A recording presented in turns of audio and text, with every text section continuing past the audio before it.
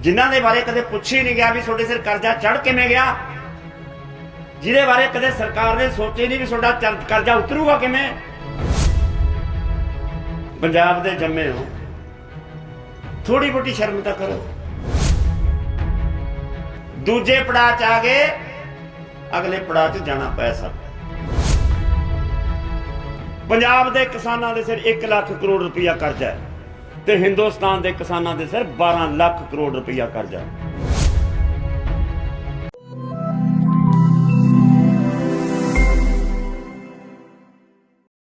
300 की चीज 3300 नूं लई है, 3300 ते इधर 3300 की चीज 300 नूं वेची है। इसे करके तो असीं खुदकुशियां करते हैं, इसे करके तो साडे सिर कर्जा चढ़िया है। आही रौला साडा। चाचे अजीत सिंह दा भी यही रौला सी, दुल्ले पट्टी दा भी यही रौला सी, बंदा सिंह बहादुर दा भी यही रौला सी, ते साडा भी यही रौला। होर असीं दिल्ली की करना आया, होर असीं दिल्ली की करना आया। असीं तां दिल्ली उदों आए हां जदों नक दी चौंके मूँह च पैण लग गई भराओ।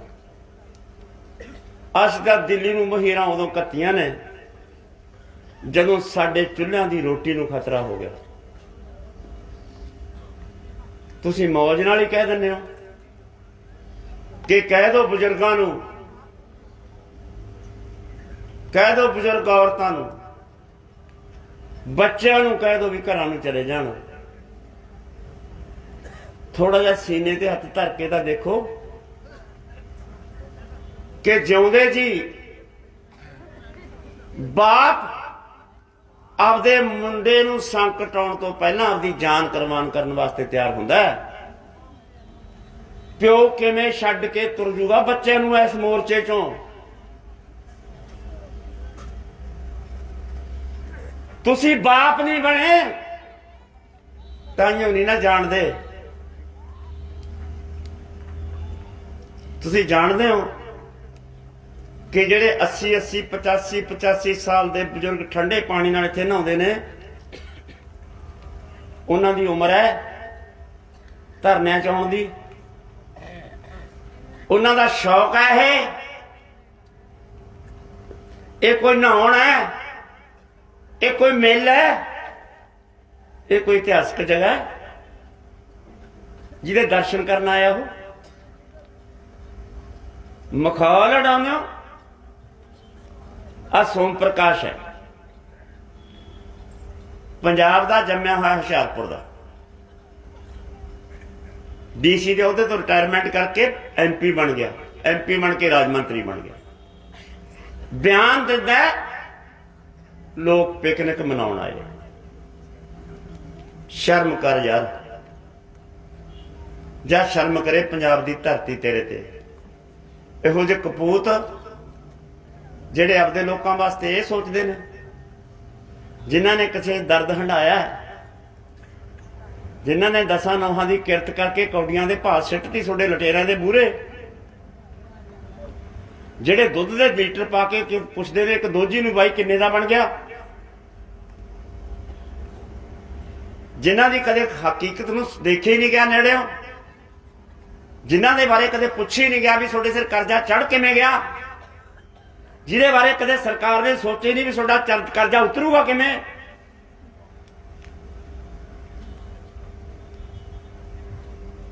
बंदे शहीद हो गए, 70 तो उत्तों गिनती टप 100 के नेड़े चली गई। शर्म नहीं होनी चाहिए तुहानूं। पंजाब दे जम्मे हो, थोड़ी बहुती शर्म तां करो। हाँ दा नारा तो दुश्मन मर जे बंदा उत्थे ही मार दिंदा है। साडे नाल तां तुहाडी दुश्मनी है नहीं। किहड़ी दुश्मनी कढ रहे हो, किहदी चाकरी कर रहे हो। इस करके भैणों ते भरावो लड़ाई वड्डी है, लड़ाई वड्डी है, लड़ाई लम्मी है। दूजे पड़ाव च आ गए, अगले पड़ाव च जाना पै सकदा। संभल के चलण की लोड़ है, होश नाल चलण की लोड़ है। रौला ये नहीं है, कल 19 तरीक है, 19 तरीक नूं आपां एक पुतला फूकना इत्थे। वो पुतला किहदा है? कौमांतरी मुद्रा कोष का। कौमांतरी मुद्रा कोष, विश्व भार संस्था ते संसार बैंक, ये तीन एक इहो ਜਿਹੇ अदारे ने ਜਿਹੜੇ सारी दुनिया ਨੂੰ ਚਲਾਉਂਦੇ। ਇਹ ਅਦਾਰਿਆਂ ਤੇ ਕਬਜ਼ अमरीका वर्गे ਧਨਾੜ ਮੁਲਕਾਂ ਦਾ ਕਬਜ਼ਾ ਹੈ। ਉਹਦਾ ਕੱਲ ਨੂੰ ਇੱਥੇ ਪੁਤਲਾ ਫੂਕਣਾ। ਉਹਦੀ ਪਾਲਿਸੀ ਕੀ ਹੈ? ਜਿਹੜਾ ਮੋਦੀ ਸਾਹਿਬ ਕਹਿੰਦਾ ਹੈ ਵੀ 2022 मैं किसानों की आमदन दुगनी कर दूंगा। अजे 2022 च 1 साल 2 साल का समा पिया है। 2022 च थोड़ी आमदन दुगनी कर दूंगा। ये बयान तुसीं सुने, कहता भी आमदन दुगनी इन्हां कानूनां नाल होनी, जिहड़े कानून मैं बनाए, थोड़ी आमदन दुगनी हो जानी। हुण मैं जे पासे हट के एक गल करा, मोदी साहब ने वादा किया सी अपने नाल कि मैं जदों सत्ता ते आ गया काला धन खत्म कर दूंगा। उदू कहा जे काला धन खत्म होता है तो 15-15 लाख कले कले बंदे नूं वंडिया हो। सुपना तो बहुत सोहना, पर काला धन तो खत्म करता, वंडिया तो आया नहीं पैसा। हुण जदों मैं कहना भी काला धन खत्म करता, वो काला धन खत्म तो हो गया, सदियां वास्ते हो गया। जदों नोटबंदी की है, नोटबंदी की काला धन खत्म करने की खातर। नोटबंदी करने तो पहला गिटमिट हो गई, काले धन वाले ने इस पीरियड च आपदा धन चिट्टा कर लिया, काला धन खत्म हो गया, सदा वास्ते खत्म हो गया। इस तरह थोड़ी आमदन दुगनी करनी है। आमदन दुगनी थोड़ी की करनी है? सुपना लैण तो नहीं कोई हटा सकता किसी ने भाई, सुपना तो कोई भी लै सकता। सरकार का है सुपना भी 2022 तक तो इन्हों तो सारिया जमीनों चो इन्हों बाहर कढ़ दें। फिर आमदन दुगनी किहदी करनी है? फिर तो 10-15 बंदे ने, 10-15% बंदे होणगे, उन्होंने कोले होर कारोबार बहुत ने, बड़े बड़े जमीनों के मालक बन जाएंगे, उन्हों की आमदन दुगनी कर देंगे। जने ना बांस रहे ना बंसरी बचे, ना किसान रहन ना किसानों की समस्या रहे। जे किसान ही ना रहे काहदी आमदन दुगनी? जानी इत्थों सोच रहे मोदी साहब किसानों की आमदन दुगनी करन दा। जे भला है सचमुच मोदी साहब का यह फैसला होवे भी मैं किसानों की आमदन दुगनी करनी है, जे उहदे पक्ष का यह फैसला हुंदा कानून, तो तुहानूं समझ ना आउंदी भी दुगनी करने वास्ते तो तुरदा है। फर्ज कर लो आपां दुध बेचदे हां हुण पिंडां च, अपने पंजाब दे विच हर रोज़ अपने पंजाब दे पिंडां च 65 करोड़ लीटर दुध बिकदा है फैक्ट्रियां च। 65 करोड़ ते 15 करोड़ लीटर साडे पशु दुध दिंदे ने पंजाब दे। 50 करोड़ लीटर दुध जिहड़ा वो कित्थों आउंदा है, इहदा कोई पता। जानी सीधा अर्थ है कि 50 करोड़ दुध नकली पैदा हुंदा है। हुण जे किसी ने दुध की आमदन दुगनी करनी होवे, चौगुनी करनी होवे, तो नकली दुध बंद हो जाए, अज ही दुध दी कीमतां दुगणियां हो जाण। साडे भी समझ आउंदी है गल भी मोदी साहब ने कदम तो चक लिया बहुत वधिया, नकली दुध बंद हो जाए, असली दुध मिलना नहीं, लोगों का घर नहीं पूरा। हुण जे खेती की आमदन दुगनी करनी हो अज ही कर दे, DAP दी कीमतां, तेल दी कीमतां, यूरिए दी कीमतां, दवाइयां दी कीमतां, मशीनरी दी कीमतां, स्कूलों की पढ़ाई, हस्पतालों का इलाज, हस्पतालों का इलाज तो विद्या फ्री कर दे, इन्हों दी कीमतां अद्धियां कर दे, सारे समझ आ गई भी आमदन तो बढ़ गई। यानी खेती दे होने वाले खर्चों कट ला दे तो सारिਆਂ ਦੇ समझ आऊ भी यार सच्चियों गल तो ठीक की उन्हें। ਜਿਹੜੀਆਂ ਗੱਲਾਂ ਅਸੀਂ कर रहे हैं ਹੁਣ कि खेती इनपुट्स जिन्ना चਿਰ घट नहीं होंगी तो खेती की आउटपुट तो घट रहू। ਇਹਦਾ साफ मतलब है जे खेती नूं किते नूं प्रॉफिट वाला बनाउणा है, खेती धंधे नूं मुनाफे वाला धंधा बनाउणा है तां इनपुट्स ते एक खर्चे इन्हां दी कीमतां थल्ले कर। पर क्यों खेती इनपुट्स घट क्यों नहीं हो रही?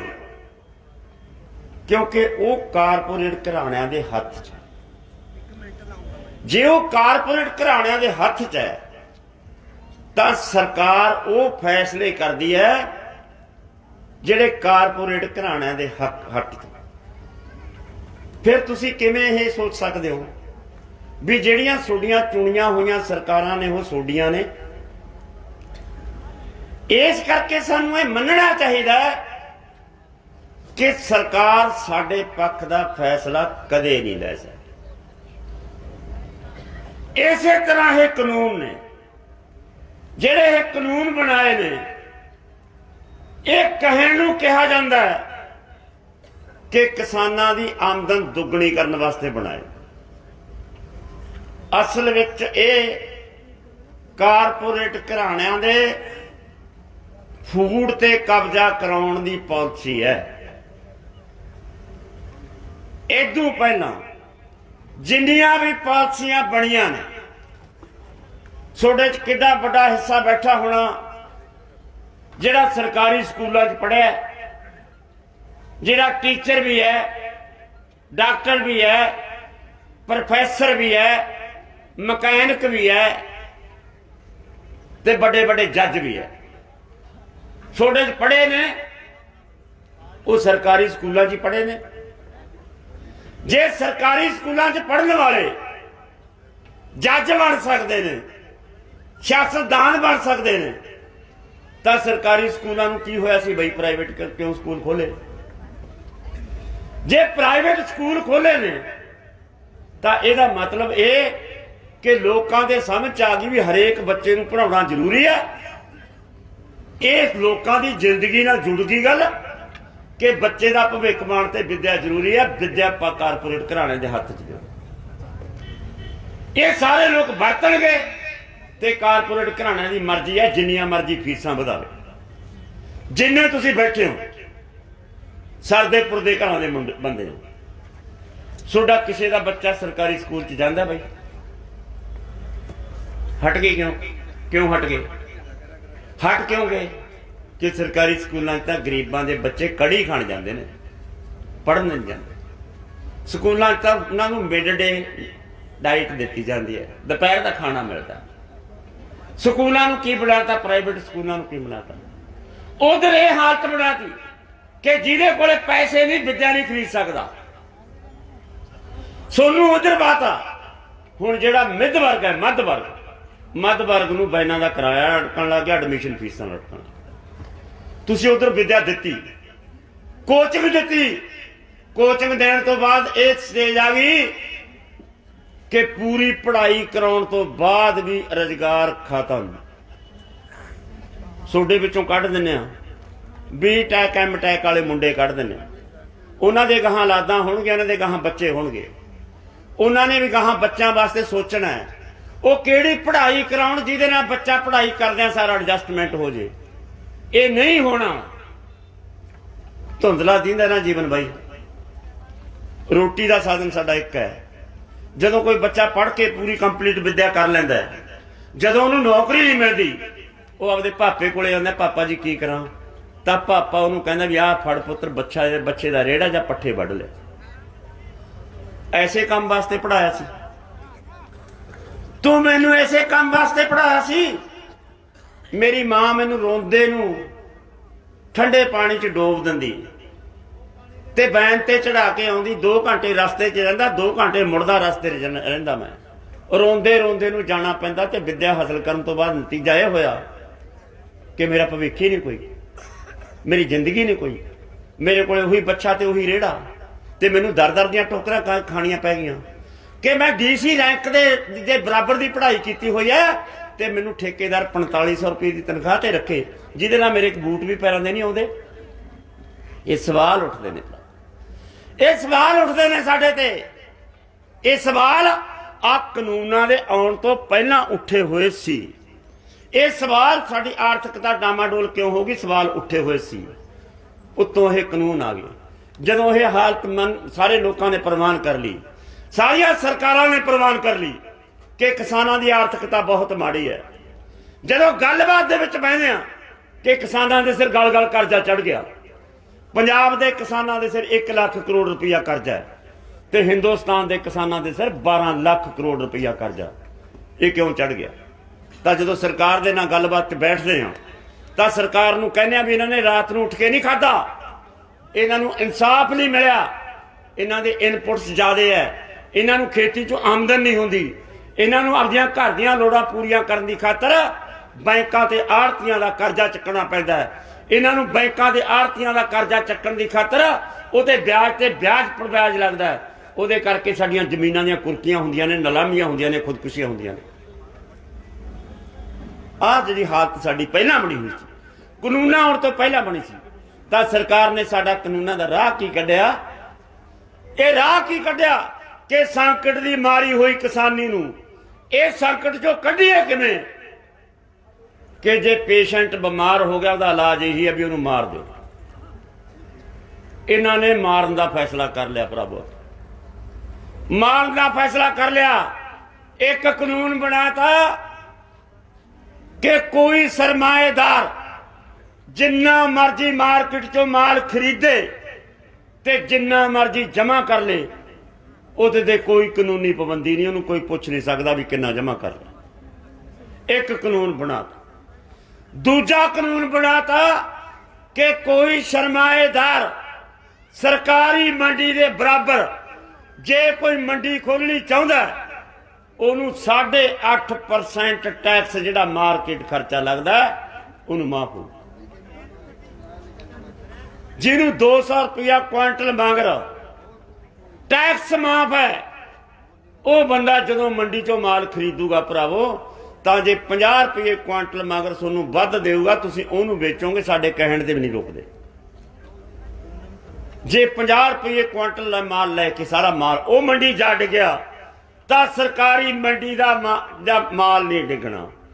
ਤਾਂ ਸਰਕਾਰੀ ਮੰਡੀ 'ਚ ਮਾਲ ਨਾ ਡਿੱਗਿਆ, ਨਾ ਖਰੀਦ ਏਜੰਸੀ ਮਾਲ ਲੈਣ ਜਾਵੇ, ਨਾ MSP ਦੀ ਕੋਈ ਕਦਰ, ਨਾ ਸਰਕਾਰੀ ਮੰਡੀ ਰਹੇ, ਨਾ ਮਾਰਕੀਟ ਕਮੇਟੀ ਰਹੇ। ਇੱਥੇ ਮਾਰਕੀਟ ਕਮੇਟੀ ਵਾਲੇ ਸਾਥੀ ਆਏ ਸੀ, ਮਿਲ ਕੇ ਗਏ ਆ।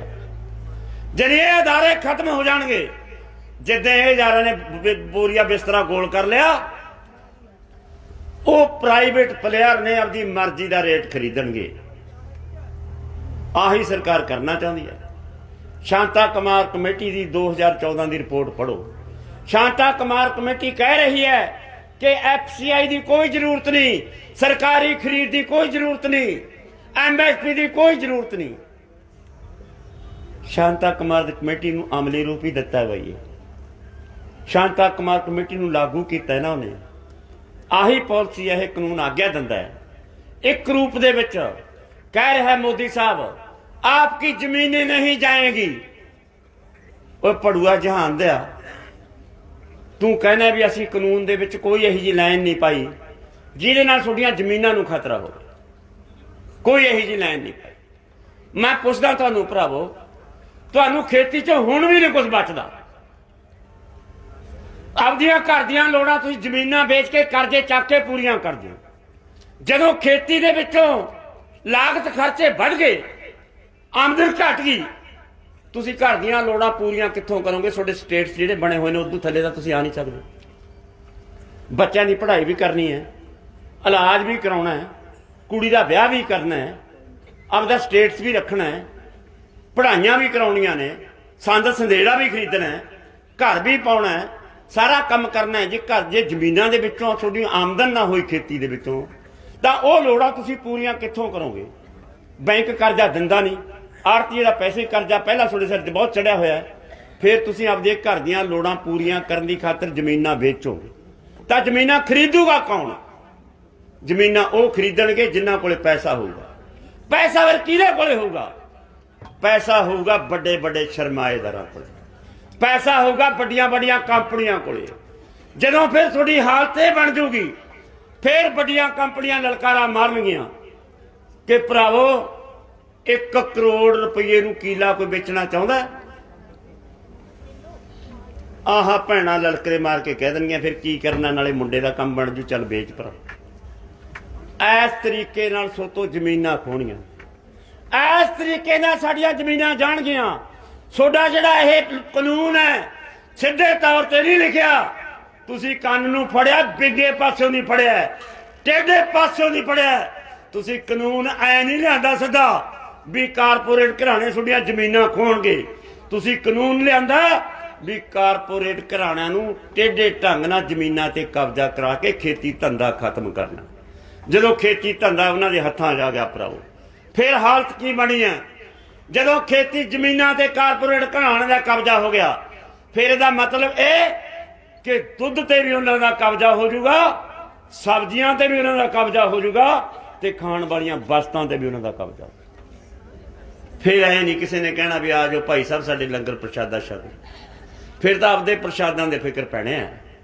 फिर ऐ नहीं किसी ने कहना कि मैं तेरे झूठे बर्तन भी साफ करूंगा, मैं तेरे हथ बन के बेनती करदा भाजी साडे लंगर च प्रशादा छक के जाओ, क्योंकि 100-100 ग्राम के पैकटां दे विचों तुहानूं उदों आटा खरीदना पिया करूगा जदों कोई प्राहुणा धराउणा तुहाडे घरे तुरत आया, क्योंकि पैसे नहीं होने, पैसों की हालत ही नहीं होनी। ना कोई रोजगार है, ना कोई खेती है, ना किसी इंडस्ट्री च काम है, ना किसी सनत च काम है, किते काम है नहीं। जे काम नहीं तो पैसा नहीं, जे पैसा नहीं तो मार्केट नहीं, तो फिर हालत बननी है, माड़ी हालत बननी है। इस करके असीं कहने आ भी तुसीं लोको दूजिआं दे ढिड भरन वाले लोको, एक हालत यह बन जा रही है कि तुसीं जिहड़ी देख नहीं सकोगे, जिहड़ी तुहाडे कोलों बर्दाश्त नहीं होनी। भराओ मैं नहीं समझदा भी तुसीं ये हालत बर्दाश्त कर सकदे हो कि पंजाब